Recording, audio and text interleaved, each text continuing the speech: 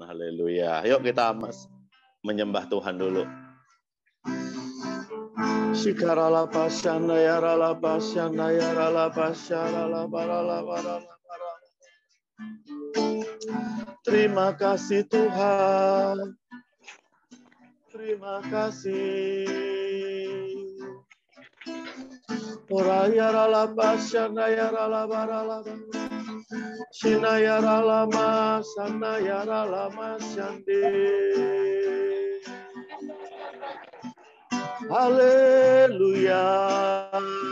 Mari kita bersyukur kepada Tuhan. Terima kasih Bapa. Engkau baik.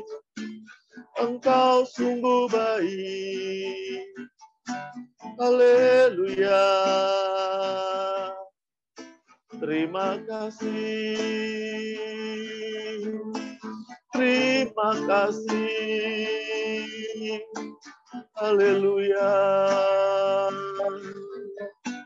Barala barala barala barala barala barala barala barala barala barala barala barala barala barala. Terima kasih. Kami boleh belajar malam hari ini. Terima kasih buat kesempatan yang Tuhan beri. Terima kasih buat kasih-Mu. Terima kasih buat pengorbanan-Mu dalam hidup kami.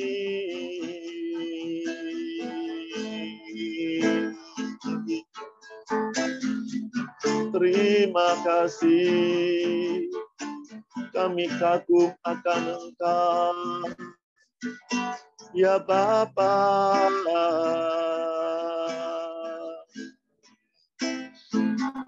Terima kasih Tuhan.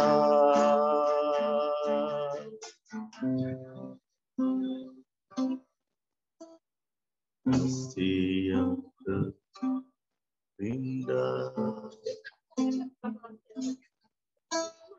hati yang mulia,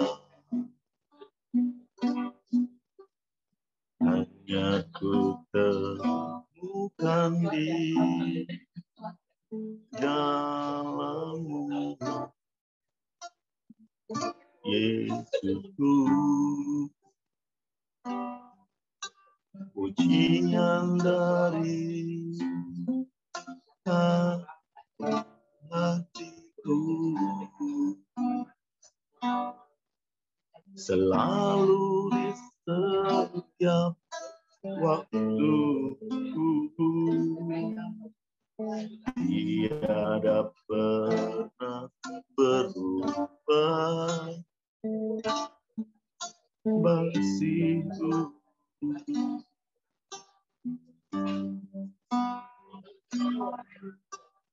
Kasih yang terindah, hati yang mulia,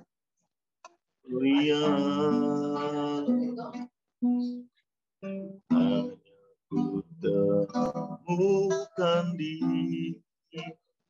dalam-Mu, Yesusku. Pujian dari hatiku selalu di setiap waktuku. Tiada pernah berubah kasih-Mu. Karya terbesar dalam hidupku, pengorbanan-Mu yang selamatkanku. Engkaulah harta yang tak ternilai yang ku miliki dan ku hargai, Yesus.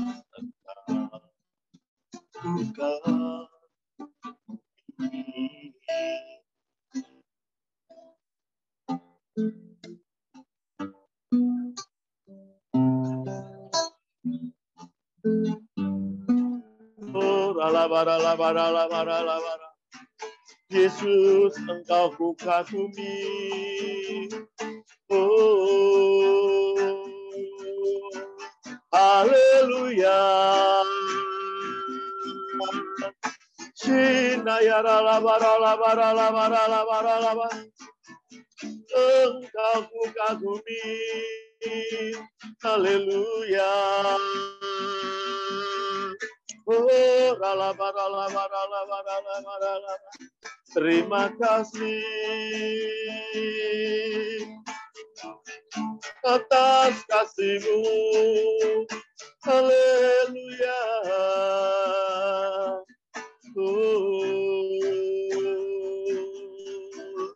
Shikarala barala barala barala barala barala barala. Shina ya barala barala barala barala barala. Orala ya rala basana ya ralamu. Haleluya. Shirala barala barala barala barala barala barala. Kami kagum akan Engkau. Kami kagum. Oh, kami menyembah-Mu. Kami bersyukur di hadapan-Mu. Haleluya. Shirala barala barala barala barala barala barala barala. Saya persilakan Pak David untuk berdoa. Shirala barala barala. Tuhan Yesus, benar kasih-Mu sungguh tak ternilai. Pengorbanan-Mu di kayu salib menanggung kutuk kami, kutuk hukum Taurat, sehingga kami dapat memulai perjanjian baru dengan Engkau, yaitu perjanjian yang dapat mengampuni kami dari segala dosa kami, perjanjian yang mengubahkan hati kami dari dalam, dan perjanjian yang membawa kami berkat kekekalan.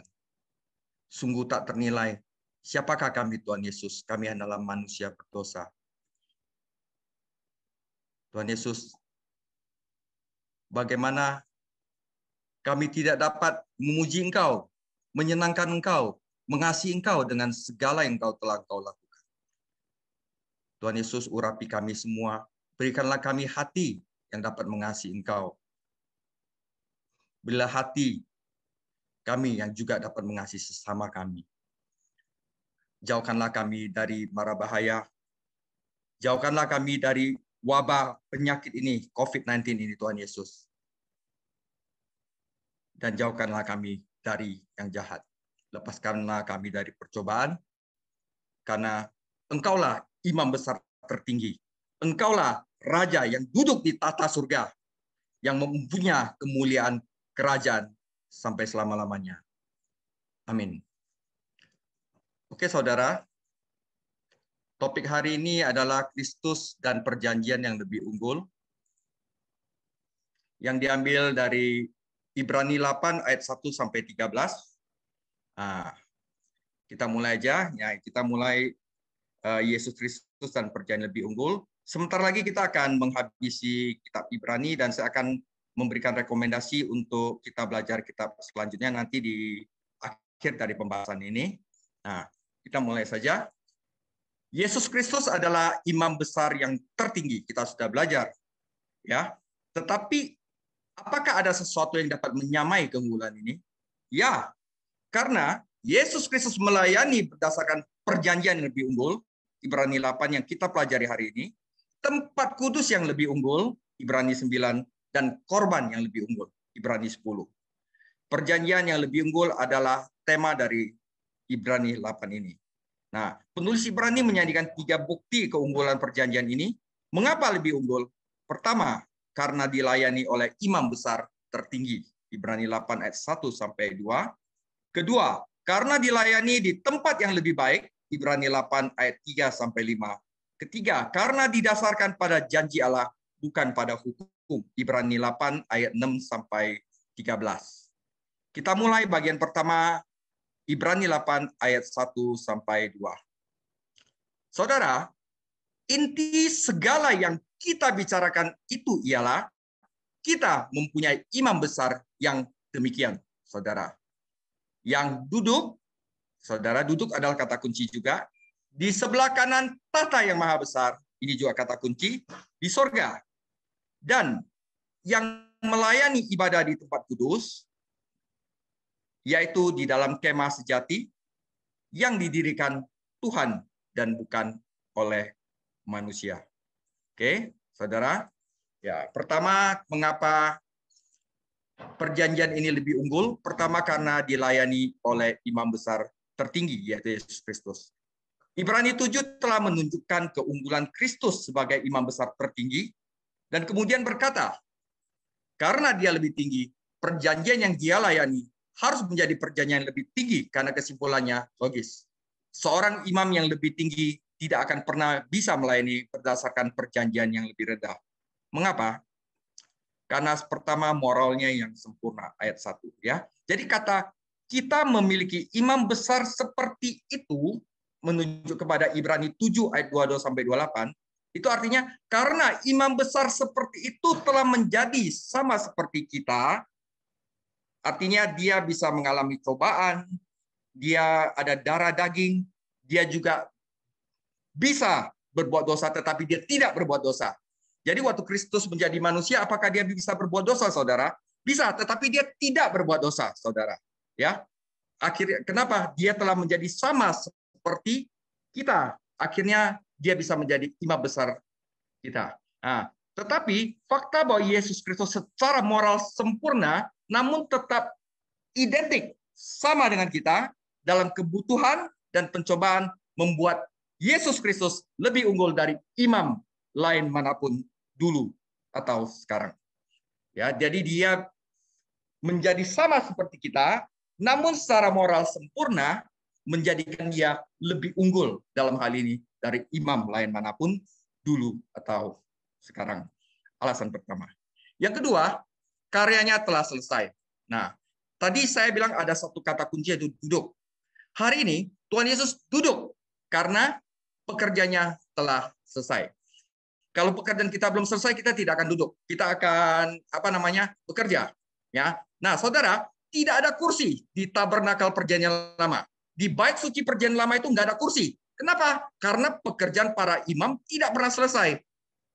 Setiap pengorbanan yang ulang-ulang hanya pengingat bahwa tidak ada satupun pengorbanan yang pernah memberikan keselamatan yang sempurna. Darah binatang tidak dapat menghapus dosa atau membersihkan hati nurani yang bersalah. Itu hanya sementara menutupi dosa sampai Yesus Kristus mati untuk menghapus dosa dunia untuk selama-lamanya. Jadi hari ini Yesus duduk karena pekerjaannya telah selesai. Karena itu ada dia imam besar yang tertinggi. Karena imam besar di dunia tidak bisa melakukan itu, saudara. Oke. Yang ketiga, tahtanya yang mulia. Yesus Kristus tidak hanya duduk di sembarang kursi, saudara. Dia duduknya di tahta surga di sebelah kanan Allah Bapa. Jadi penobatan ini adalah pemenuhan janji Bapa kepada anak di dalam perjanjian lama. Duduklah di sebelah kananku sampai musuhmu kujadikan tumpuan kakimu. Mazmur 110 ayat 1. Nah, saudara, imam besar Israel tidak hanya tidak pernah duduk di tabernakel, tetapi dia tidak pernah duduk di atas tahta. Kenapa? Tahta itu milik raja, saudara. Imam sama raja itu adalah suatu jawatan yang tidak boleh didabelin. Jadi imam-imam, raja-raja.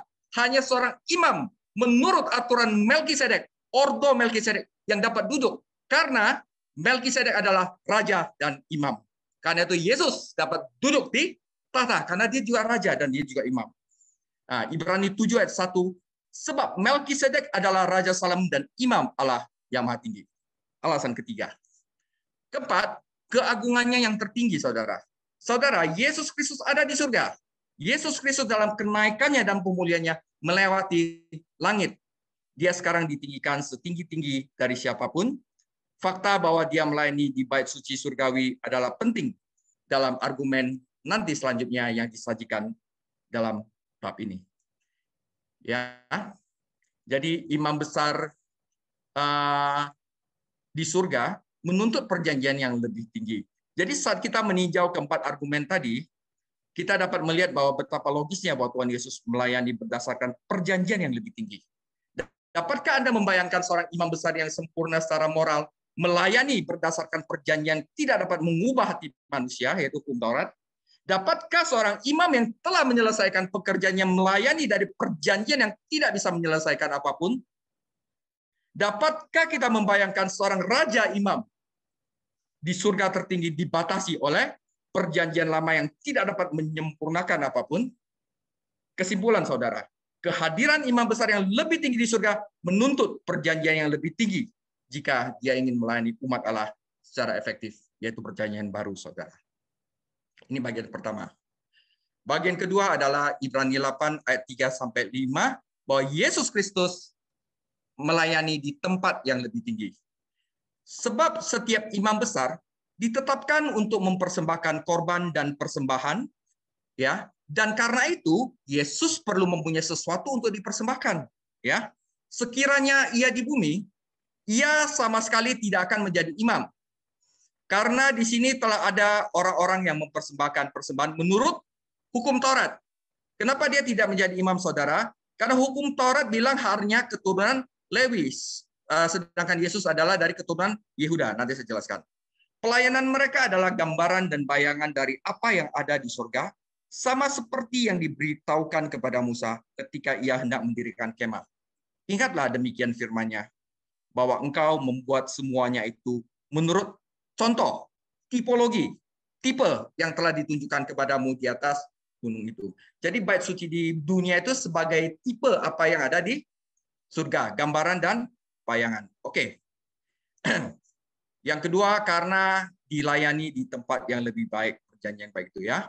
Dalam paragraf ini, penulis memperluas kebenaran yang menunjukkan bahwa Yesus Kristus hari ini melayani di bait suci surgawi. Alasan diskusi ini tidak sulit ditentukan.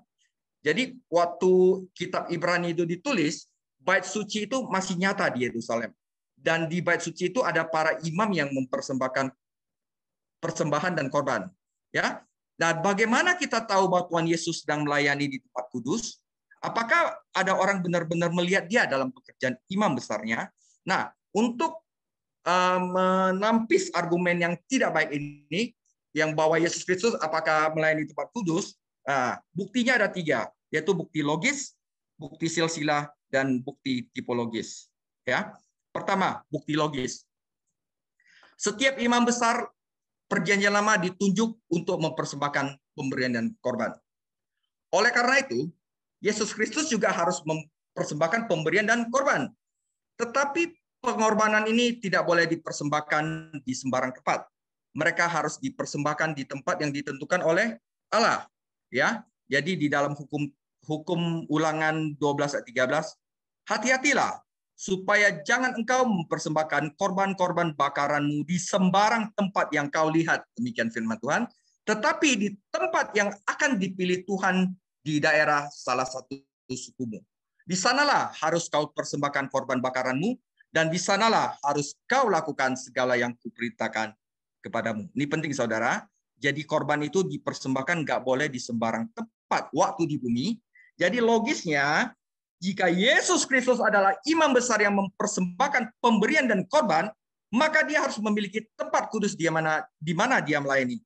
Karena sekarang Yesus Kristus ada di surga, tempat kudus itu pasti ada di surga. Jadi logis bahwa Yesus Kristus sedang melayani di bait suci di surga. Yang kedua adalah tentang silsilah. Kita telah menemukan kebenaran ini sebelumnya dalam Ibrani 7 ayat 11-14. Sejauh nenek moyang manusianya yang bersangkutan, Tuhan Yesus berasal dari suku Yehuda. Oke? Allah telah berjanji bahwa Mesias akan datang dari suku Raja Yehuda.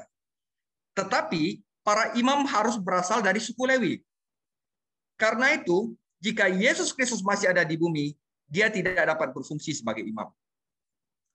Tetapi dia dapat melayani sebagai imam besar di surga, karena di sanalah ordo Melkisedek yang mengatur pelayanan, bukan ordo Harun. Jadi kelahiran Yesus di dunia ke dalam suku Yehuda tidak mengizinkan dia menjadi imam duniawi. Karena hukum Taurat mengatakan bahwa imam duniawi harus berasal dari suku Lewi. Oleh karena itu, dia harus menjadi imam di surga. Dia tidak akan diterima di bait suci dunia menurut hukum Musa. Jadi dia harus melayani di bait suci surgawi. Yang itu adalah argumen silsilah. Dan ketiga adalah jawaban tipologis. Sebuah tipe adalah gambaran perjanjian lama dari kebenaran perjanjian baru. Setiap tipe diidentifikasikan seperti itu dalam perjanjian baru. Jadi kita tidak boleh mencoba membuat setiap orang atau peristiwa perjanjian lama menjadi sebuah tipe. Nah, para imam yang saat itu melayani di Bait Suci Dunia sedang melayani di tempat kudus yang merupakan salinan, blueprint, tipe, contoh dari tempat kudus surgawi. Jadi Bait Suci Dunia itu hanya merupakan salinan, tipe, contoh, bayangan dari tempat kudus surgawi. Kutipan itu berasal dari Keluaran 25 ayat 40 yang secara tidak langsung merujuk pada tempat kudus surgawi. Nah, Musa itu melihat pola ini di gunung dan menyerap esensinya di tabernakel duniawi. Jadi ini tidak berarti bahwa di surga itu ada tenda tabernakel yang terbuat dari kulit dan kain. Bukan, saudara. Ini adalah pola dasar dan makna dari bait suci yang ditekankan di sini. Tempat kudus yang benar itu ada di surga, bukan di bumi. Jadi tabernakel dan bait suci yang ada di dunia ini hanyalah tiruan, salinan, KW dari yang ada yang benar. Oke, saudara. Nah, inilah argumen yang jitu untuk tetap setia kepada Yesus Kristus dan tidak kembali kepada hukum Musa, Yudaisme. Imamat dan tempat kudus duniawi tampak cukup nyata dan stabil. Namun, saudara, mereka hanyalah salinan, saudara. Mereka hanyalah salinan dari yang benar. Sistem perjanjian lama hanyalah bayangan. Hukum hanyalah bayangan dari hal-hal baik yang akan datang. Terang yang benar dan penuh datang di dalam Yesus Kristus. Jadi, mengapa kembali ke bayang-bayang? Jadi penulis sekarang memberikan kita dua bukti tentang keunggulan perjanjian baru. Pertama, karena perjanjian itu dilayani oleh seorang imam yang lebih tinggi, Yesus Kristus. Dan itu dilayani di tempat yang lebih tinggi, surga itu sendiri. Sekarang kita masuk ke bagian yang ketiga. Ibrani 8 ayat 6 sampai 13. Ini yang terakhir. Tetapi sekarang ia telah mendapat suatu pelayanan yang jauh lebih agung, karena ia telah menjadi pengantara dari perjanjian yang lebih mulia yang didasarkan atas janji yang lebih tinggi. Sebab sekiranya perjanjian pertama itu tidak bercacat, hukum Taurat, saudara, tidak dicari lagi tempat untuk yang kedua. Sebab ia menegur mereka ketika ia berkata, sesungguhnya akan datang waktunya, demikian firman Tuhan, aku akan mengadakan perjanjian baru dengan kaum Israel dan dengan kaum Yehuda.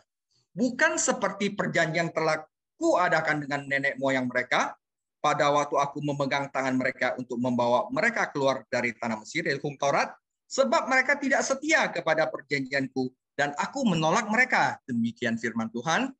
Maka inilah perjanjian yang kuadakan dengan kaum Israel sesudah waktu itu. Demikian firman Tuhan. Aku akan menaruh hukumku dalam akal budi mereka dan menuliskannya dalam hati mereka. Maka aku akan menjadi Allah mereka dan mereka akan menjadi umatku. Karena itu, mereka tidak akan lagi mengajar lagi sesama warganya atau sesama saudaranya dengan mengatakan, kenalah Tuhan, sebab mereka semua besar kecil akan mengenal aku. Sebab aku akan menaruh belas kasihan terhadap kesalahan mereka dan tidak lagi mengingat dosa-dosa mereka. Oleh karena ia berkata-kata tentang perjanjian baru, ia menyatakan yang pertama, yaitu hukum Taurat, sebagai perjanjian yang telah tua. Dan apa yang telah menjadi tua dan usang telah dekat dengan kemusnahan, saudara. Oke? Ini artinya begini. Sekarang perjanjian baru lebih unggul karena didasarkan pada janji Allah, bukan pada hukum. Ya, Musa adalah perantara dari perjanjian lama dalam pemberian hukum, saudara. Orang-orang Israel begitu ketakutan di Gunung Sinai, sehingga mereka memohon kepada Musa untuk berbicara kepada mereka. Jadi jangan Tuhan yang langsung. Sehingga mereka tidak perlu mendengar Tuhan berbicara. Tetapi takut akan Tuhan ini tidak berlangsung lama. Karena orang-orang segera melanggar hukum yang mereka janjikan untuk dipatuhi. Tetapi perantara dari perjanjian baru bukanlah Musa, tetapi Yesus Kristus, dan dia adalah satu-satunya perantara. Pelayanan Kristus sebagai perantara lebih unggul dari pelayanan para imam perjanjian lama karena didasarkan pada perjanjian yang lebih baik dan perjanjiannya didasarkan pada janji-janji yang lebih baik. Saudara, perjanjian yang lebih baik yang dimaksud dalam paragraf ini diumumkan oleh Nabi Yeremia. Janji itu diberikan dalam sebuah nubuat yang meyakinkan orang-orang Yahudi akan ada pemulihan di masa depan, yaitu pas Kristus datang. Yeremia melayani selama bertahun-tahun terakhir dalam sejarah bangsa itu sebelum Yehuda ditawan oleh Babel. Pada saat masa depan bangsa itu tampak hancur total, Tuhan memberikan janji pemulihan dan berkat. Jadi sebelum Tuhan kita, Yesus Kristus, pergi ke Kalvari untuk menebus dosa kita, dia merayakan Paskah bersama murid-muridnya di loteng atas, saudara. Pada perjamuan ini dia menetapkan apa yang kita sebut dengan perjamuan kudus atau perjamuan Tuhan. Dia berkata sambil mengambil cawan dan berkata, cawan ini adalah perjanjian baru dalam darahku yang ditumpahkan bagi kamu. Nah, Rasul Paulus mengutip kata-kata itu dan menerapkannya untuk dilakukan di gereja sebagai suatu sakramen perjamuan kudus, saudara. Agar apa? Bahwa telah datang perjanjian baru, telah datang perjanjian baru, bukan perjanjian lama. Oleh itu, Kristus mati di kayu salib itu untuk menanggung kutuk hukum Taurat, agar kita bisa bebas dari hukum Taurat dan mulai dengan perjanjian baru, bukan perjanjian lama. Karena Yesus mati di kayu salib, ya. Nah, nubuat Yeremia adalah, aku akan menaruh hukumku dalam akal budi mereka dan menuliskannya dalam hati mereka. Maka aku akan menjadi Allah mereka dan mereka akan menjadi umat mereka. Jadi Roh Kudus akan datang, ya, yang akan menggenapi hukum Taurat sehingga kita tidak lagi hidup oleh hukum, tetapi dikendalikan oleh Roh Kudus dari dalam. Ya, saudara, ketika Yesus datang dalam kemuliaan untuk menebus Israel, maka berkat-berkat dari perjanjian baru akan diterapkan pada bangsa yang terkepung itu, terkepung oleh hukum. Nah, kita harus baca seluruh Yeremia 31 untuk melihat apa yang direncanakan bagi Israel, umatnya.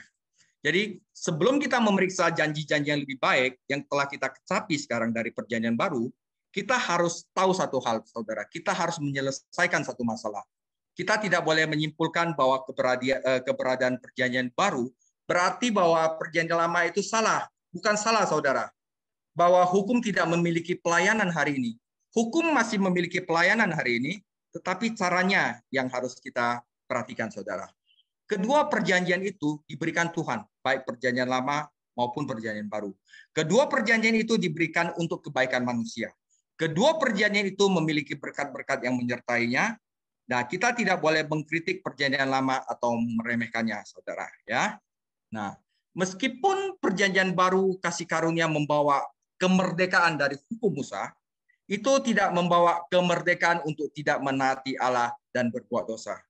Jadi kita merdeka sebebas-bebasnya, ya, tetapi bukan merdeka untuk berbuat dosa, karena ada Roh Kudus di dalam kita yang untuk mengendalikan kita. Allah masih menginginkan agar kebenaran hukum Taurat digenapi di dalam kita melalui Roh Kudus yang ada di dalam kita. Nah, karena itu, saudara, ada penggunaan hukum yang sah. Ya, 1 Timotius 1 ayat 8 sampai 11. Kita tahu bahwa hukum Taurat itu baik kalau tepat digunakan, saudara. Yakni dengan keinsafan bahwa hukum Taurat itu bukanlah bagi orang-orang benar, melainkan bagi orang-orang durhaka dan orang lalim, bagi orang fasik, orang berdosa, bagi orang duniawi yang tak beragama, bagi pembunuh bapak, pembunuh ibu, pembunuh pada umumnya, orang cabul, pemburit, penculik, pendusta, bagi orang makan sumpah, dan seterusnya segala sesuatu yang bertentangan dengan ajaran sehat, yang berdasarkan Injil dari Allah yang mulia dan maha bahagia, seperti yang telah dipercayakan kepadaku. Jadi hukum Taurat itu baik kalau tepat digunakan. Digunakan untuk apa? Untuk menyatakan dosa. Nah, penggunaan yang sah dari hukum Taurat. Saudara, 1 Timotius 1 ayat 8, kita tahu bahwa hukum Taurat itu baik kalau tepat digunakan. Penggunaan yang sah hukum Taurat adalah untuk mengungkapkan dosa. Bro, kamu melakukan ini, kamu dosa. Dan satu-satunya jalan untuk pemulihan dosamu adalah Juru Selamat Yesus Kristus yang mati bagi kamu. Nah, jadi penggunaan sah untuk mengungkapkan dosa dan menyebabkan manusia melihat kebutuhan mereka akan Juru Selamat. Penggunaan hukum Taurat yang tidak sah, yang melanggar hukum, adalah bagaimana kita mencoba mencapai keselamatan dengan mematuhi hukum. Ya, ketika orang mengklaim bahwa mereka diselamatkan dengan mematuhi 10 perintah atau mematuhi hukum Taurat, mereka mengungkapkan ketidaktahuan mereka tentang arti sebenarnya dari hukum. Hukum menyimpulkan semua manusia di bawah dosa. Baik orang Yahudi maupun orang bukan Yahudi, hukum menyimpulkan semuanya berdosa. Tetapi karena semua berada di dalam bawah dosa, maka semua bisa diselamatkan oleh kasih karunia. Tuhan Yesus tidak memiliki dua cara keselamatan, saudara. Tuhan Yesus hanya memiliki satu cara keselamatan, yaitu iman kepada Yesus Kristus. Nah, saudara, kita sudah mengerti bahwa perjanjian baru itu bukan karena hukum, tapi karena iman kepada Kristus. Nah, sekarang kita akan mempertimbangkan berkat-berkat apa yang lebih baik yang ada di dalam perjanjian baru. Sekarang kita siap untuk mempertimbangkan berkat yang lebih baik yang ada di perjanjian baru. Pertama, saudara, perjanjian baru memberikan berkat kasih karunia Allah. Ayat 7-9. Jadi perjanjian baru sepenuhnya adalah kasih karunia, anugerah Allah. 100% adalah pemberian Allah. Tidak ada orang berdosa yang dapat menjadi bagian dari perjanjian baru ini tanpa iman kepada Yesus Kristus. Kasih karunia dan iman berjalan bersama-sama seperti hukum dan perbuatan berjalan sama-sama. Hukum berkata, orang yang melakukan yang tertulis di dalam hukum Taurat akan hidup. Hukum berkata, lakukan maka engkau hidup. Tetapi kasih karunia berkata, pekerjaan sudah selesai, percaya dan hidup. Jadi hukum berkata, lakukan maka engkau hidup. Kasih karunia berkata, percaya maka engkau akan hidup. Jadi udah kasih karunia, saudara. Ya, nah perjanjian lama versus perjanjian baru. Perjanjian lama, lakukan maka engkau akan hidup. Perjanjian baru, percaya maka engkau akan hidup. Dibenarkan dengan mematuhi hukum, dibenarkan oleh iman kepada Yesus Kristus. Jadi Galatia 3 ayat 23 lebih mengkonfirmasi lagi. Sebelum iman itu datang kepada kita, berada di bawah pengawalan hukum Taurat. Dikurung sampai iman itu telah dinyatakan. Jadi, hukum Taurat adalah penuntun bagi kita sampai Kristus datang. Supaya kita dibenarkan karena iman. Sekarang Yesus Kristus telah datang. Iman telah datang. Karena itu, kita tidak lagi berada di dalam pengawasan penuntun. Oke. Nah, tadi pertama adalah berkat kasih karunia Allah, yang kedua adalah berkat perubahan dari dalam. Jadi sekaligus dikasih kita hati kita itu diubah. Ya, hukum Musa dapat menyatakan standar suci Allah, tetapi tidak pernah dapat memberikan kekuatan yang dibutuhkan untuk ketaatan. Orang berdosa membutuhkan hati yang baru dan roh baru di dalamnya. Dan inilah yang disediakan oleh perjanjian baru. Perjanjian baru memberikan hati yang baru, roh yang baru.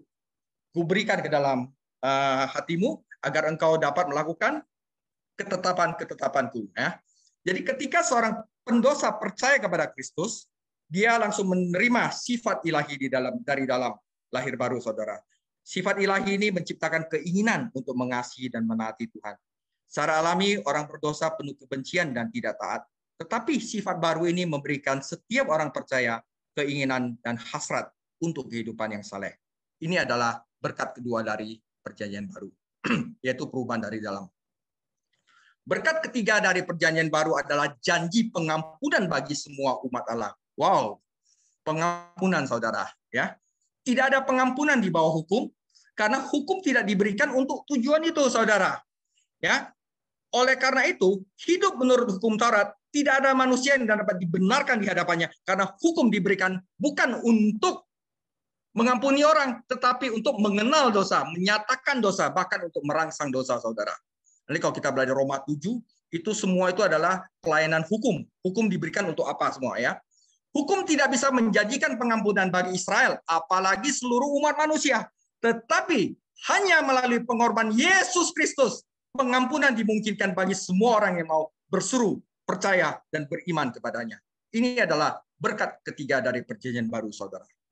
Dan berkat empat dari perjanjian baru adalah berkat kekekalan, saudara, ayat 13. Yesus Kristus adalah pemberi keselamatan kekal dan penebus kekekalan. Perjanjian baru tidak akan pernah menjadi tua dan hilang.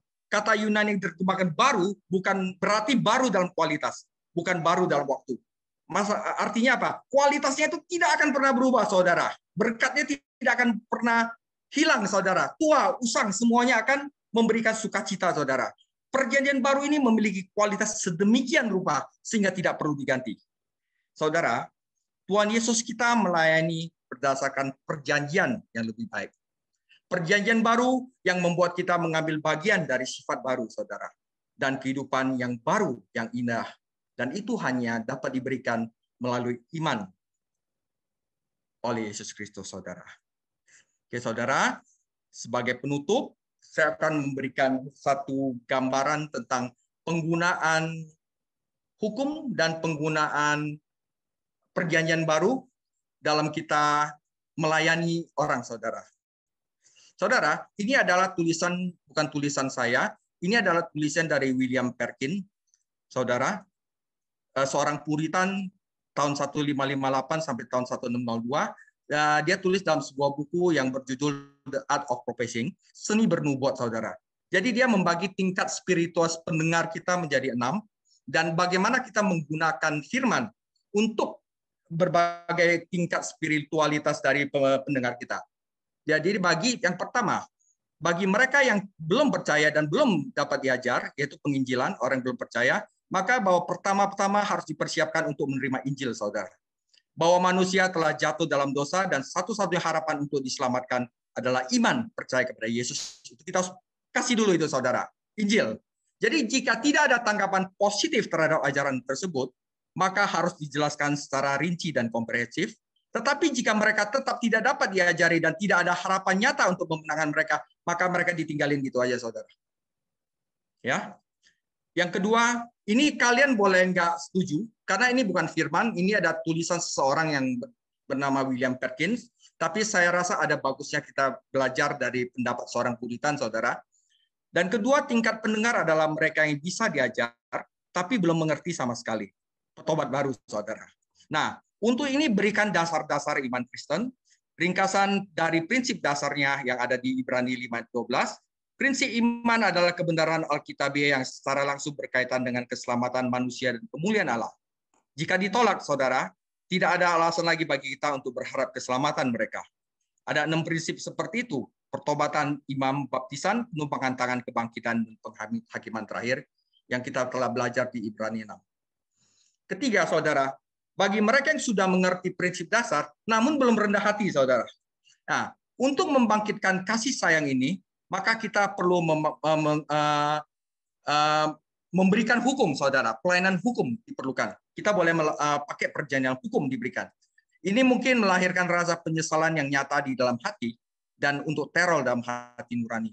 Meskipun ini tidak sehat dan menguntungkan secara jangka panjang, ini akan menyediakan obat yang diperlukan untuk menaklukkan dosa keras kepala dan untuk mempersiapkan pikiran agar dapat diajar, saudara.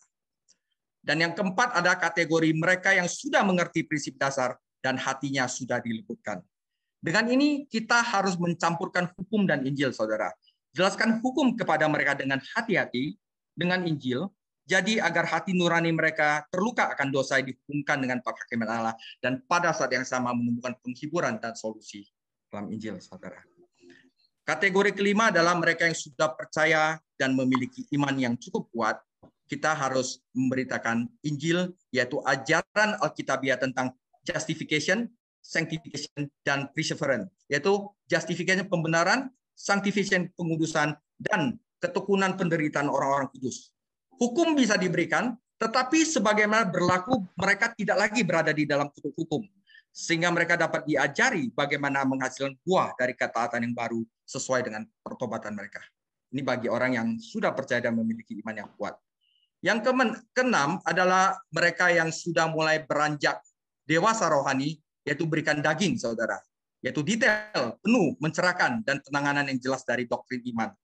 Ini termasuk dengan hati-hati eksposisi ajaran Alkitabiah tentang tema-tema seperti kondisi manusia sebelum kejatuhan, dosa asal, dosa aktual, kemerdekaan dalam Kristus, kehendak bebas, misteri Trinitas, dan persatuan mereka dalam satu pribadi, jabatan Kristus sebagai perantara. Nah, mulai kita pendalaman Alkitab. Jadi kita belajar Ibrani ini sebenarnya kita dalam kategori kita yang beranjak dewasa atau yang sudah dewasa rohani. Dan terakhir adalah kategori mereka yang murtad, saudara. Untuk mereka yang murtad dalam iman, yaitu balik tidak percaya sama Yesus, diberikan pengetahuan tentang doktrin Injil lagi, dan dalam memahami Kristus. Nah, tapi ada orang murtad karena terpikat pengajaran palsu sehingga mereka menggembara. Nah, ini akan menurun ke dalam kesalahan, baik doktrin sekuler atau fundamental. Dalam situasi ini, saudara, doktrin khusus yang melawan kesalahan mereka harus dijelaskan dan diajarkan. Kita perlu menekankan pentingnya untuk bersama-sama mereka dengan doktrin pertobatan. Tetapi kita harus melakukan ini dengan kasih sayang persaudaraan, seperti yang Paulus katakan dalam Galatia 6 ayat 1. Jadi ini adalah yang William Perkins tulis, bagaimana kita menggunakan firman Tuhan, baik hukum, Injil, atau doktrin, untuk 7 tingkat spiritualitas, saudara. Nah, sudah selesai kita untuk Ibrani 8. Topik minggu depan 4 Agustus 2021 yaitu eksegesis Ibrani 9, saudara. Yaitu Yesus Kristus dan bait suci yang lebih unggul. Jadi ini cuma ada 2 topik sebenarnya, yaitu inferioritas bait suci perjanjian lama dan superioritas bait suci surgawi.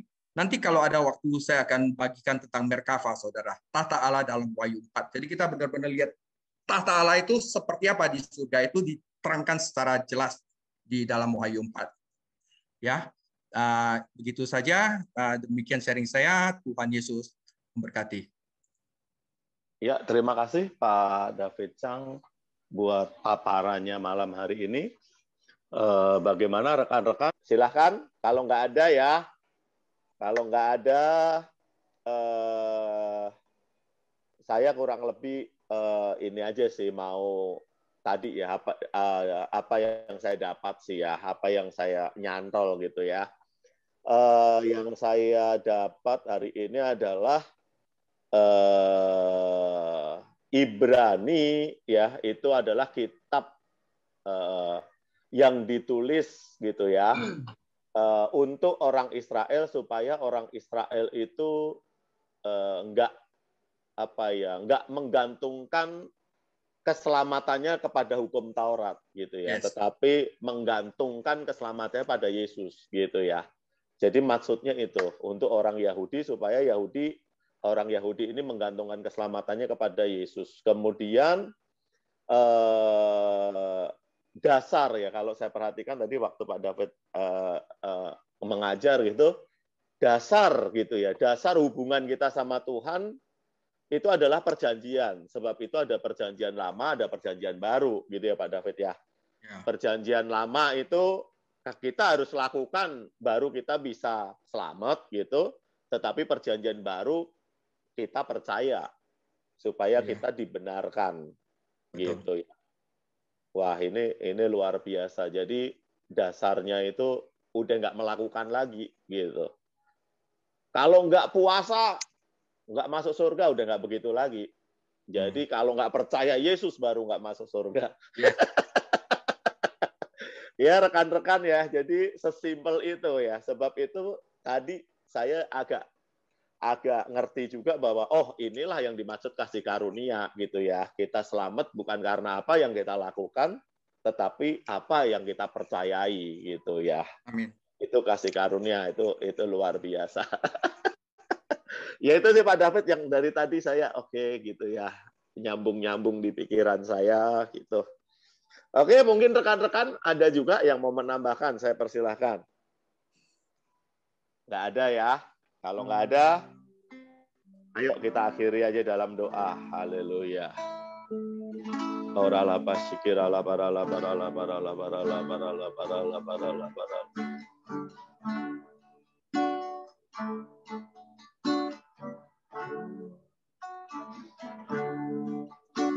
Menjadi seperti Kau Yesus, menjadi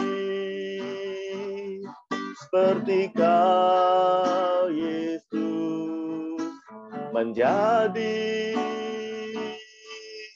sempurna dalam seluruh hidupku.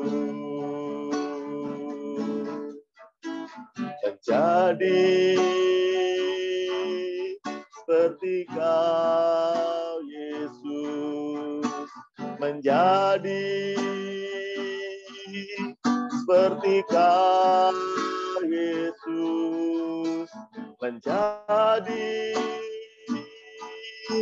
sempurna dalam seluruh hidupku, dalam seluruh hidupku, dalam seluruh hidupku.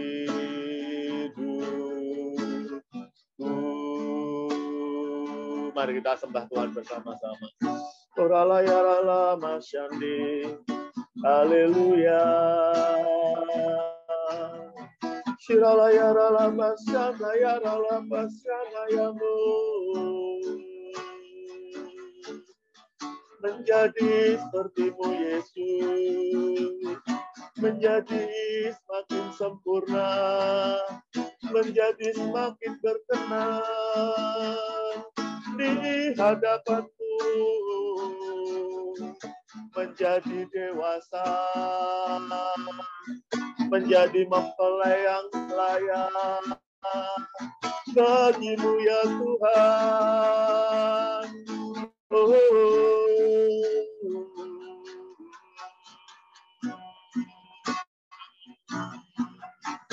Shirala pataka ya rala barala barala barala barala barala barala. Bapak, terima kasih. Malam hari ini kami berkumpul. Orang-orang yang memiliki kerinduan untuk menjadi dewasa. Orang-orang yang telah mendengarkan firman-Mu dan mau bertumbuh di dalam iman kami. Terima kasih Roh Kudus, terima kasih buat lawatan-Mu, terima kasih buat tuntunan-Mu dalam hidup kami, sehingga malam hari ini kami boleh ada di kelas ini. Terima kasih, terima kasih, terima kasih. Terus lawat setiap kami, terus jamaah setiap kami, biar kami semakin haus, semakin lapar, untuk mengerti firman-Mu, untuk mendalami firman-Mu ya Tuhan. Orala pataka ya rala barala barala barala barala barala barala barala.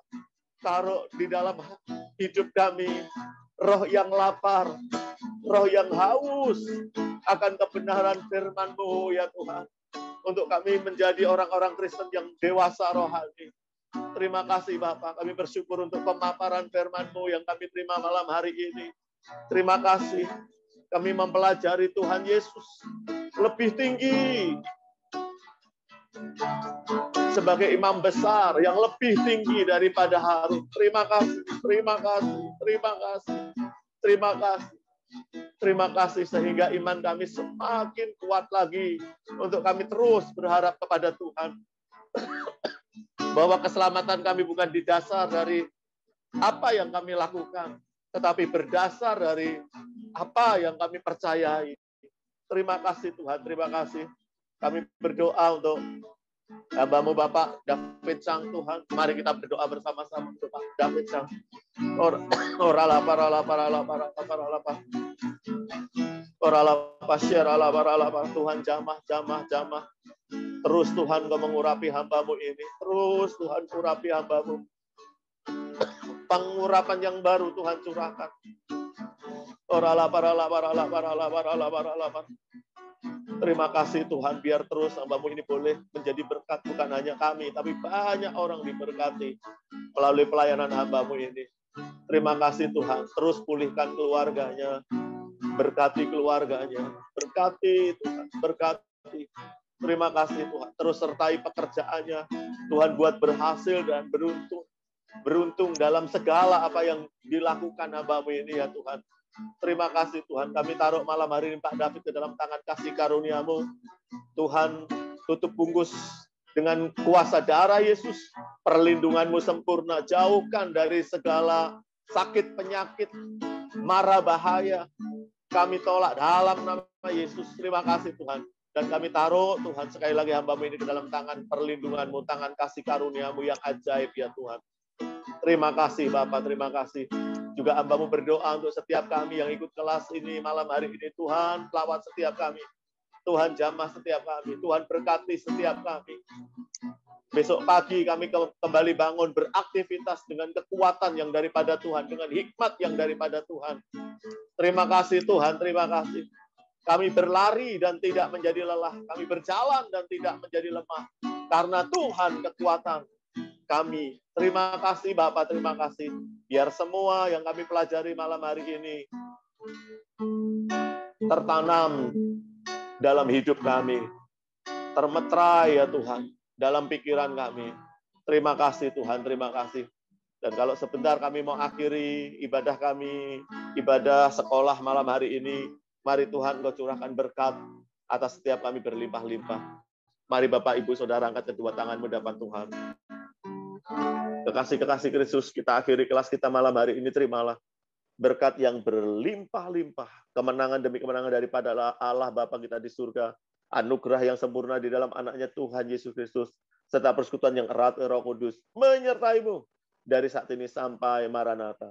Mari kita semua yang dikasihi dan diberkati oleh Tuhan Yesus Kristus, kita katakan, amin. Tuhan Yesus memberkati. God bless you all.